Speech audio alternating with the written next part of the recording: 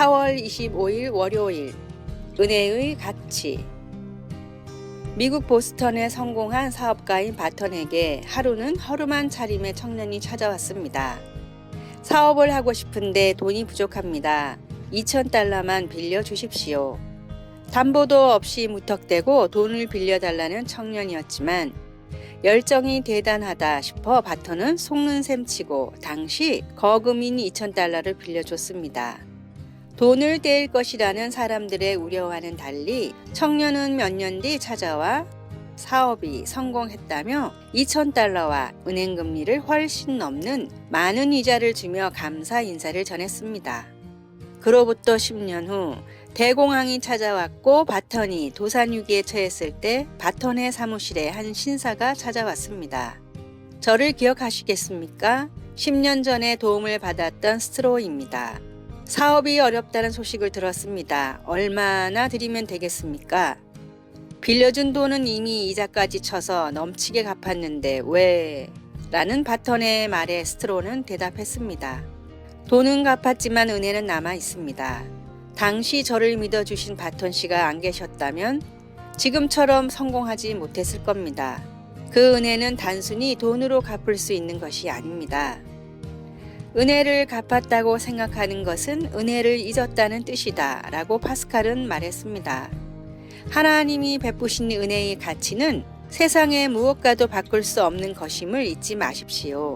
그리고 나를 구원해 주신 주님의 은혜도 항상 잊지 마십시오. 오늘의 말씀. 내가 달려갈 길과 주 예수께 받은 사명, 곧 하나님의 은혜의 복음을 증언하는 일을 마치려 하면은 나의 생명조차 조금도 귀한 것으로 여기지 아니하노라. 사도행전 20장 24절. 오늘의 찬송 429장 세상 모든 풍파 너를 흔들어.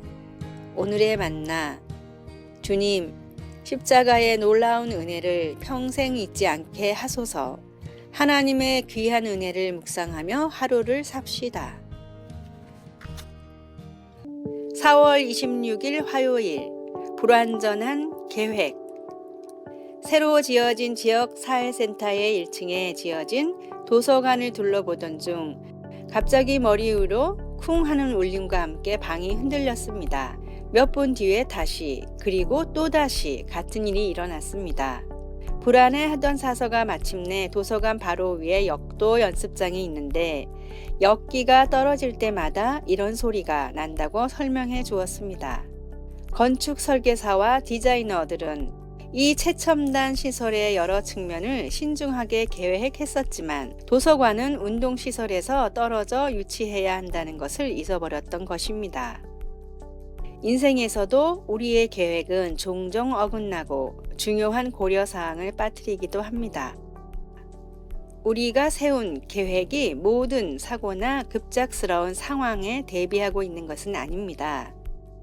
계획을 세우면 재정의 부족이나 시간의 낭비, 건강 문제를 피하는 데 도움이 되기는 하지만 아무리 철저한 전략을 세워도 우리 삶에서 모든 문제를 없앨 수는 없습니다. 우리는 에덴 동산 이후의 세계에 살고 있습니다. 하나님이 도우시면 우리는 미래를 신중히 준비하고 또 어려움이 생겼을 때 잘 대처하는 이 두 가지를 다 잘할 수 있습니다. 우리 삶에 허락하시는 고난에는 종종 하나님의 목적이 있습니다. 우리의 인내심을 기르거나 믿음이 자라게 하거나 또는 단순히 그분께 가까이 오게 하려는 것일 수도 있습니다. 성경은 사람의 마음에는 많은 계획이 있어도 오직 여호와의 뜻만이 완전히 서리라. 잠언 19장 22절이라고 상기시켜 줍니다. 예수님께 우리의 목표와 미래에 대한 희망을 내어드릴 때 그분은 우리 안에서 그리고 우리를 통해 이루시고자 하는 것을 보여주실 것입니다. 말씀. 사람의 마음에는 많은 계획이 있어도 오직 여호와의 뜻만이 완전히 서리라. 잠언 19장 21절. 찬송 453장 예수 더 알기 원하네. 기도. 하나님이 모든 것의 주관자이심을 믿습니다. 제 모든 계획을 하나님께 드리며 이 땅에서 지혜롭게 살도록 도와주소서. 아멘. 4월 27일 수요일 메르겔 리더십. 앙겔라 메르겔 독일 총리의 리더십이 주목을 받고 있습니다. 독일 최초의 여성 총리로 16년을 재임했습니다. 지지율 80%를 받으며 지난해 12월 화려하게 퇴장했습니다. 독일인은 그녀를 무티라고 부릅니다. 현재 그녀는 독일의 리더를 넘어 세계의 리더입니다. 이런 메르겔도 약점투성이었습니다. 출신이 주류 서독이 아닌 동독입니다. 그리고 목사의 딸입니다. 배경이 든든하지 않다는 말입니다. 게다가 남성 중심의 지도자들 사이에서 여성이고 이혼녀입니다. 강력한 카리스마도 없습니다. 그냥 이웃집 아줌마 같습니다. 그럼에도 세계적인 리더가 된 비결은 무엇일까요?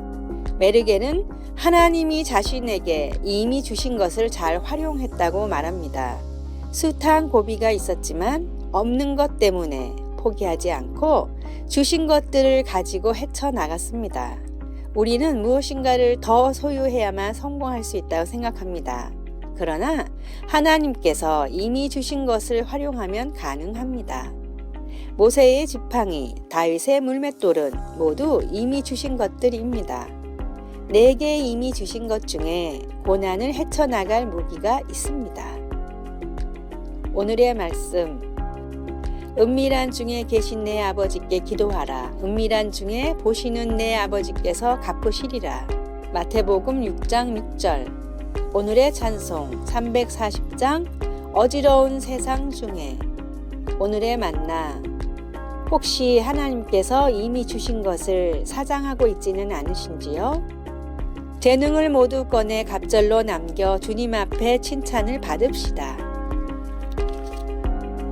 4월 28일 목요일 잘못을 통해 배우기. 호주의 울렁공에서 한 남자가 편의점에 들어와 20불짜리 지폐를 카운터에 놓고 잔돈으로 교환해 달라고 했습니다. 점원이 계산대의 서랍을 열자 남자는 권총을 들이대며 계산대에 있는 모든 현금을 요구했고 점원은 즉시 다 건네주었습니다. 남자는 현금을 받아 도망치면서 20불짜리 지폐는 카운터에 그냥 두고 갔습니다. 그런데 그가 계산대 서랍에서 가져간 돈은 전부 합쳐서 15불밖에 되지 않았습니다. 이 도둑과는 달리 우리 모두는 올바른 일을 하려다 때론 잘못을 저지를 수가 있습니다. 그런데 중요한 것은 그 잘못한 행동에서 무엇을 배우는가 하는 것입니다. 잘못된 행동을 바로잡지 않으면 그것이 습관이 될 수 있고 나아가 인격 형성에 나쁜 영향을 미치게 됩니다.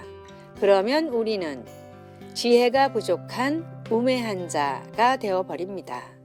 때때로 자신의 어리석음을 인정하려 하지 않는 것은 거기에 또 별도의 수고가 들어가야 하기 때문입니다. 고통이 따르더라도 가끔은 우리의 성격에 특별한 문제가 없는지 돌아볼 필요가 있습니다. 혹은 성급히 결정을 내린 것을 인정하고 앞으로 더 주의를 기울여야 할 수도 있습니다. 어떤 이유에서든 어리석은 행동은 그냥 두어서 좋을 것이 없습니다.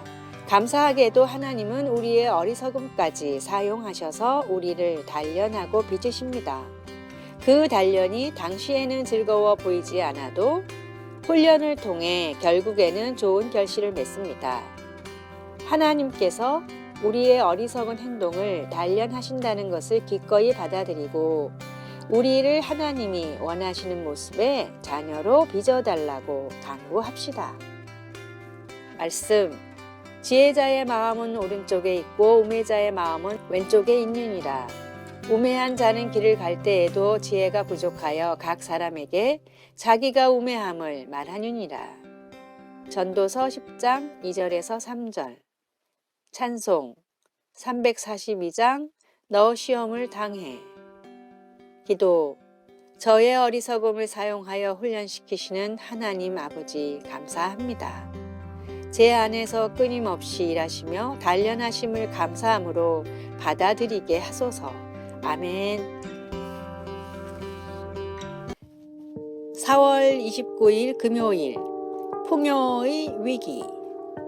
남태평양의 나우루 공화국은 인구가 약 1만 명 정도인 작은 섬입니다.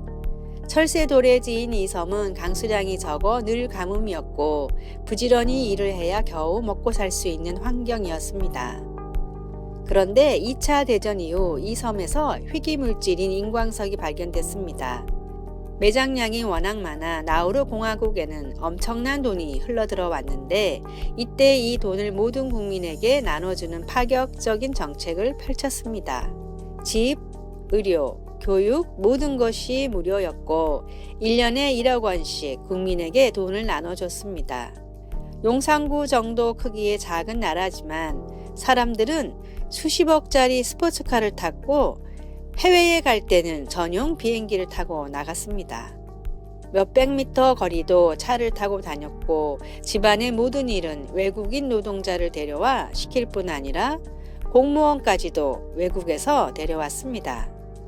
하지만 이렇게 나우루를 풍요롭게 만든 인광석은 점점 떨어져 갔습니다.